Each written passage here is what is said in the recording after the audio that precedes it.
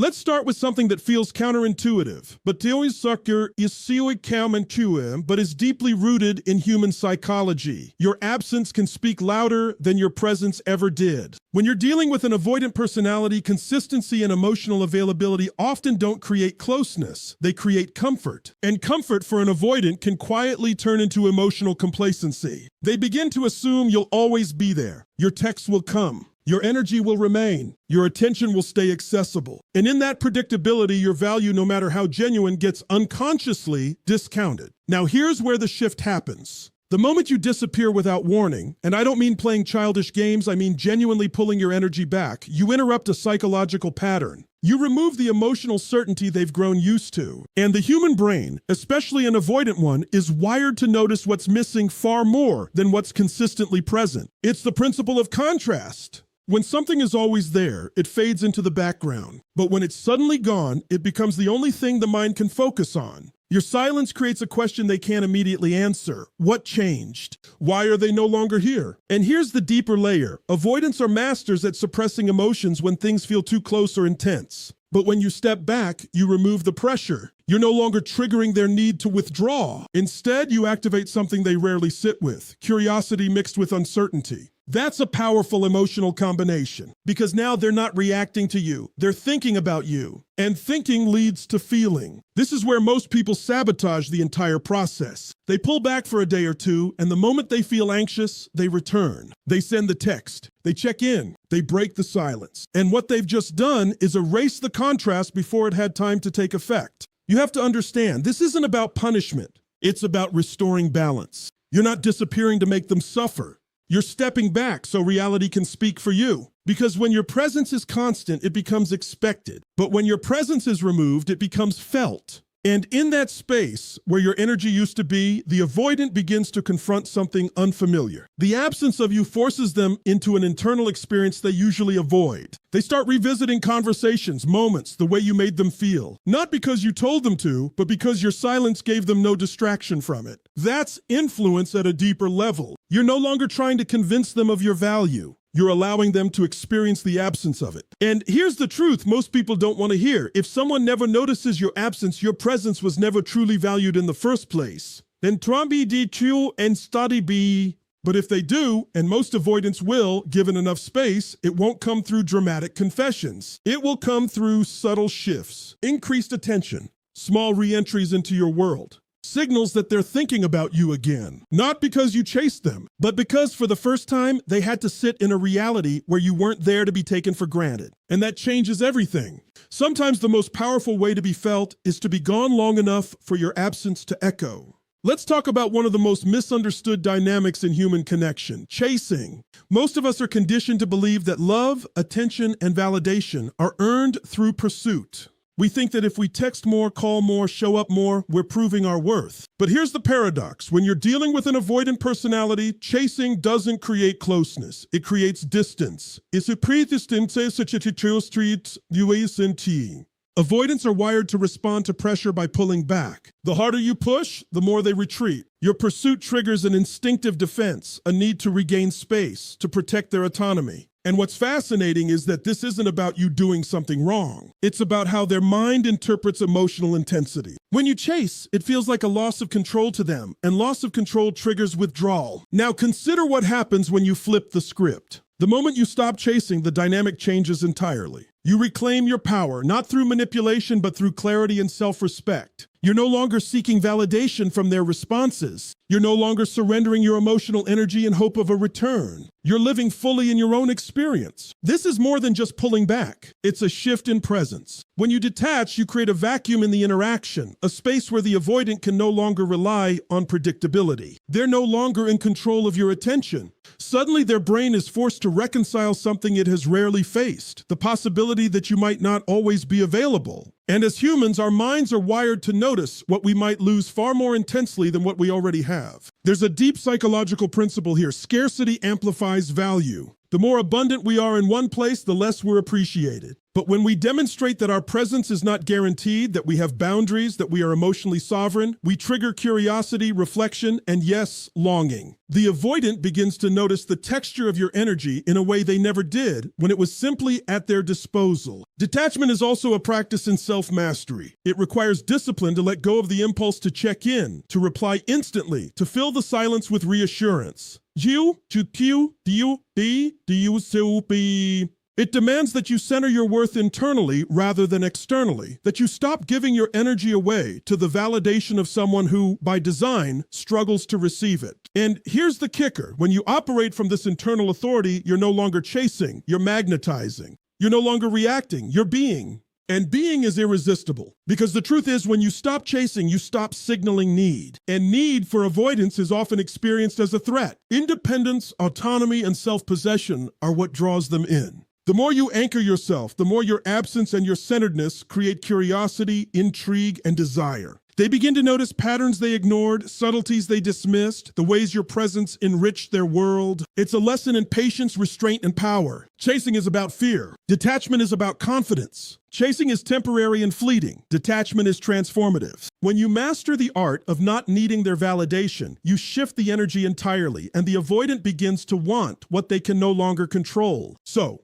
remember this, the most profound attraction you can create is not by pursuing, it's by living fully, unapologetically, and independently. Stop chasing. Start existing. And watch how the energy shifts in ways words could never force. Because the moment you stop chasing is the moment they begin to chase themselves. Let's dive into something that changes everything when it comes to avoidance. Becoming the version of yourself they can't access anymore. Most people think attraction is about proximity, attention, or proving worth. But attraction, real deep attraction, especially with someone avoidant, is about value, evolution, and the subtle perception that you are moving beyond their reach. It's about presence, yes, but more so it's about growth. Avoidants are wired to fear engulfment, to maintain distance from anything that feels emotionally demanding or consuming. When you remain static, predictable, and fully available, you become familiar. Comfort sets in. And familiarity, as we know, diminishes desire. They don't miss what's always there. But when they sense change, an evolution they cannot control or predict, they experience a magnetic pull. It's a paradox. They retreat from intensity, yet they are irresistibly drawn to the challenge of what they cannot fully grasp. The transformation begins with you. Not with manipulation, not with strategizing, but with genuine expansion of your mind, your body, your life. You cultivate new skills, explore new passions, and deepen your understanding of yourself. You build routines and experiences that are rich, fulfilling, and unapologetically yours. And here's the key. It doesn't matter if the avoidant sees every step. It matters that you exist in that elevated state. Your energy, your presence, your evolution, it radiates whether or not it's witnessed in real time. When you operate from this place, two things happen simultaneously. First, you reclaim power over your own life. You are no longer orbiting around their behavior or approval. Your focus is internal. Your fulfillment is self-sourced. And second, you create a void in their world, a subtle, unspoken recognition that the version of you they once knew is no longer accessible to them. That contrast is irresistible. It triggers reflection, longing, and even a quiet fear of loss. Think of it philosophically. People are drawn not to people themselves, but to the reflection of possibility that someone embodies.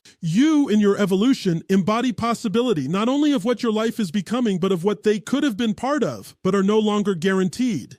This isn't about playing games. It's about becoming a living, breathing signal of your own value, independent of external validation. Avoidants are particularly sensitive to this because they operate on a constant internal calculus of control versus closeness. When your energy is abundant but not accessible at their convenience, it disrupts their habitual patterns. They are forced to notice what they once took for granted, to reckon with the fact that someone they underestimated has moved beyond their grasp. And when that realization hits, it ignites something they rarely experience consciously. Desire mixed with respect, curiosity mixed with regret. There's a subtle beauty in this process. You're not trying to make them miss you by withdrawing. You're creating a life so compelling that your absence is naturally felt. You're elevating yourself, not diminishing them. You're expanding, not restricting. And in doing so, you shift the entire dynamic. You move from reactive to proactive, from chasing external validation to generating internal power, from being an option to becoming unforgettable. So pretty inti en seu.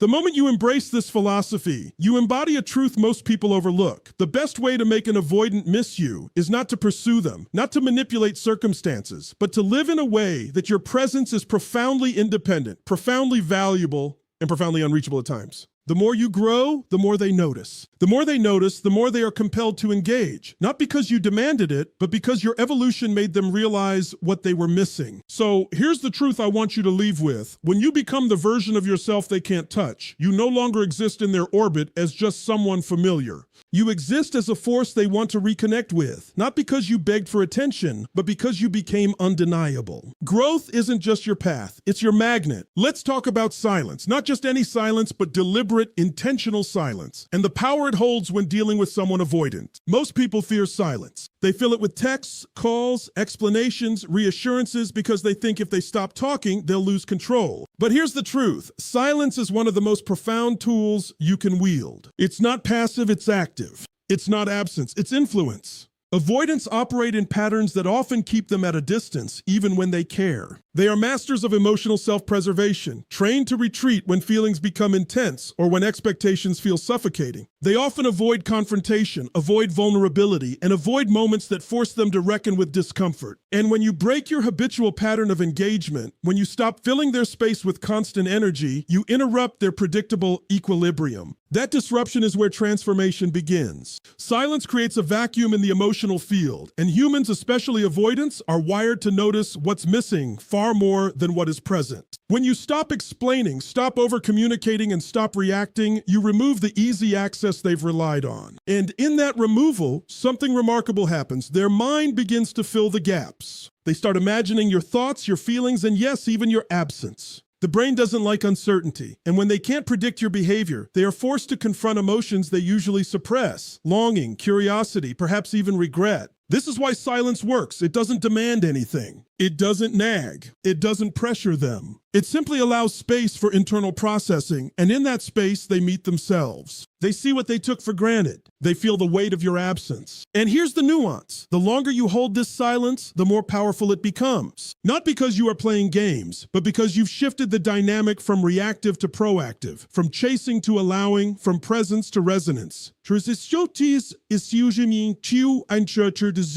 There's also a philosophical dimension here. Silence is a mirror. When you stop speaking, you stop projecting, and they are left to reflect. They begin to recognize patterns in themselves, in their avoidance, in what they value and what they resist. Your silence becomes a canvas upon which they project their own thoughts and feelings. It's not manipulative, it's natural. You're giving them the space they unconsciously crave to confront what your presence once offered effortlessly. And let's be clear, this requires discipline. Most people cannot sit in silence without feeling anxious, without breaking it prematurely. But the moment you master it, you reclaim emotional sovereignty. You stop reacting to their behavior and instead allow reality to do the work. Their attention, their desire, and their curiosity emerge, not because you provoked it, but because you respected your own energy enough not to give it away unnecessarily. Silence also amplifies your value. In a world where people are constantly accessible, constant noise becomes background. But when you stop, when your energy is no longer at their fingertips, it becomes a presence that's remembered, missed, and longed for.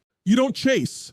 You don't plead. You simply allow the natural laws of psychology, curiosity, scarcity, and human longing to do the work for you. So here's the takeaway. Silence is not emptiness. Silence is influence. Silence is a mirror. Silence is a force that compels them to meet themselves, to reconsider, to feel what they cannot touch. When used with integrity, with presence, and with purpose, silence is not just absence, it is power. And remember this, the most profound way to be felt is sometimes not to speak at all. Let's explore a concept that most people fear, yet holds incredible power when dealing with avoidance, giving them the breakup they didn't expect. Now, don't misunderstand me. This isn't about drama or manipulation. This is about clarity, boundaries, and the courage to remove yourself from a situation that doesn't honor your energy. And paradoxically, it's often in this decisive act of self-respect that an avoidant begins to truly notice what they had all along. Avoidants are specialists in emotional self-preservation. They pull away not because they don't care, but because closeness triggers their fear of engulfment.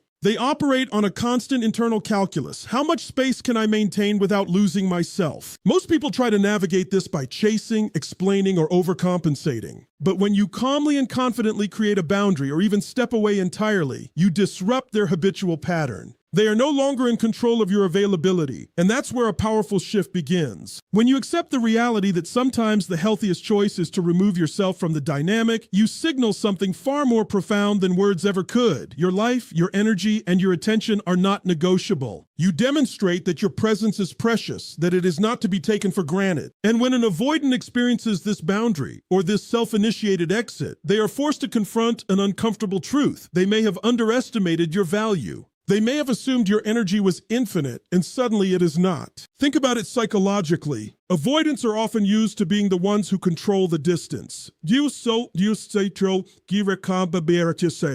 They retreat, they vanish, they avoid intensity. When you invert the pattern and remove yourself first, you create a mirror of their behavior. The absence is tangible. The lack of immediate availability triggers reflection. It disrupts their emotional autopilot. And in that disruption, desire and awareness begin to emerge. They are compelled to ask themselves questions they usually avoid. Did I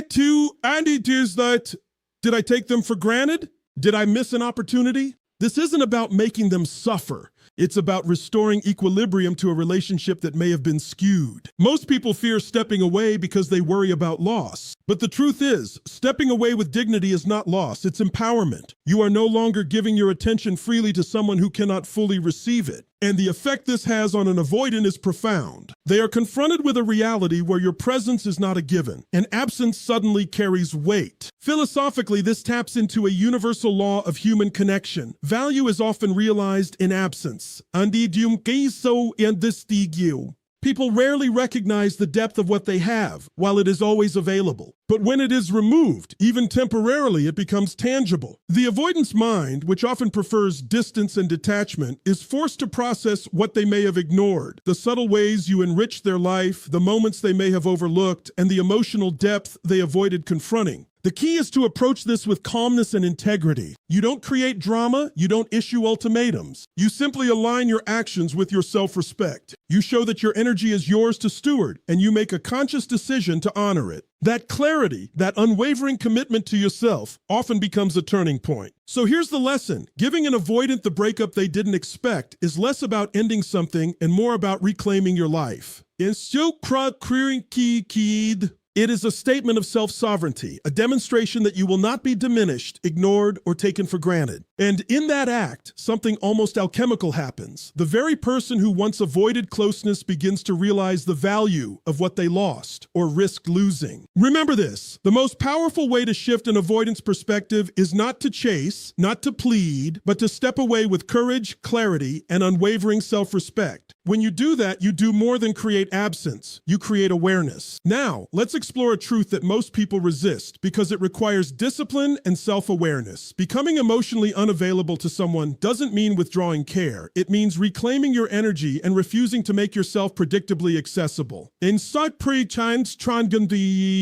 And with avoidance, this is not only transformative for you, it's magnetic to them. Avoidants are wired to fear engulfment. When someone's emotional energy is constantly available, their instinct is to retreat. They pull back, not necessarily out of disinterest, but out of a deep, often unconscious need to preserve autonomy. Most people try to counter this by pushing harder, checking in, explaining, or chasing. But here's the paradox. The more accessible you are, the less they value your presence. Availability without boundaries diminishes desire. The first step to becoming emotionally unavailable in a healthy way is understanding that your worth is internal, not external. You don't need their validation to feel complete. Your energy, your attention, and your emotions are yours to steward. When you anchor yourself in this understanding, you naturally create a shift in the dynamic. You are no longer reacting to their behavior. You are creating an environment in which your energy is respected consciously or unconsciously. And here's the subtle power in this. When you focus on your own life, your growth, and your fulfillment, you become a force that is unpredictable to them. Not in a manipulative way, but in an authentic, self-possessed way. Avoidants are drawn to what they cannot easily access. They thrive on emotional distance because it protects them. Yet that same distance can ignite desire when they realize they are no longer guaranteed entry into your world. The very thing they once ran from, the intensity, the presence, the value, is now not always available, and it triggers an irresistible pull. Becoming emotionally unavailable doesn't mean ignoring them or withholding care out of spite. It means prioritizing yourself. It means living a life so full, so rich, and so aligned with your purpose that your attention cannot be assumed. When you operate from this stance, your absence becomes felt not as punishment, but as a natural consequence of living intentionally. And in that absence, reflection arises. They begin to notice the subtle qualities they may have overlooked. They begin to assess what your presence adds to their life without you prompting them to do so. Psychologically, this works because humans are wired to notice scarcity. Avoidants in particular measure value against accessibility. When someone they once relied on for emotional energy becomes self-contained, confident, and less accessible, it disrupts the internal patterns they have relied upon for comfort. They cannot easily predict your response or your behavior, and that uncertainty triggers reflection and desire. It is not about control. It is about creating a space in which they see your value without you having to prove it. There is also a philosophical dimension here. Emotional unavailability, in this context, is a mirror of self-mastery. It is the recognition that your emotional ecosystem is yours to manage. When you live fully in alignment with your values without overextending to meet someone else's expectations, you communicate a form of integrity and presence that cannot be ignored. This is profoundly attractive because it demonstrates strength without aggression, confidence without arrogance, and value without pleading. The mastery of emotional unavailability requires courage and consistency. Most people default to accessibility out of fear of loss, fear of rejection, fear of being forgotten. But when you step beyond fear and center yourself, you are no longer reactive to their patterns. You are proactive in your life. And paradoxically, it is in that detachment, not in pursuit, that avoidants often find themselves drawn back, compelled to engage with someone who is no longer just a constant option. So here's the truth to hold on to. When you protect your emotional energy, live intentionally, and refuse to be predictably available, you don't push them away. You create the conditions for real presence and desire to emerge. When you are emotionally sovereign, your absence becomes their reflection, your value becomes undeniable, and your life becomes irresistible.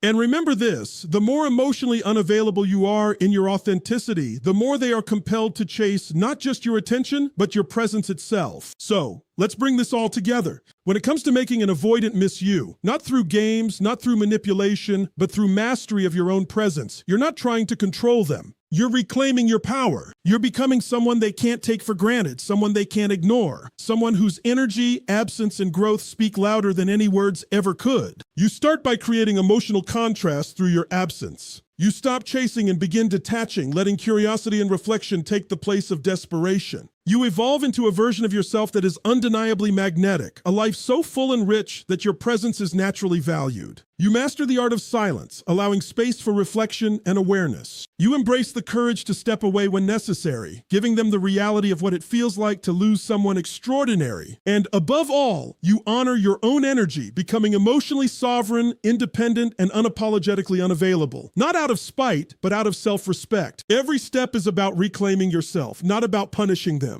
Every choice is about creating magnetic energy, not coercion. Because the truth is, when you live fully, when you value yourself, when you expand your life beyond dependence on their responses, you ignite a force inside them they cannot resist. A force that makes them notice you, reflect on you, and ultimately miss you deeply. And here's the most important lesson of all. Desire is not created by pursuit. It is created by presence, absence, growth, and integrity. When you master these 6 steps, you step into a space of freedom, not just for them, but for yourself. You stop giving your energy away to uncertainty. You stop begging for attention that is never guaranteed. You become the person they can't forget, not because you chased them, but because you became undeniable. So go out there, embrace your power, live your life fully, and let the energy of your absence, your growth, and your sovereignty do what words never could. Because the moment you honor yourself, the universe responds. And when you do that, you don't just make them miss you, you make them see you. And that is unstoppable.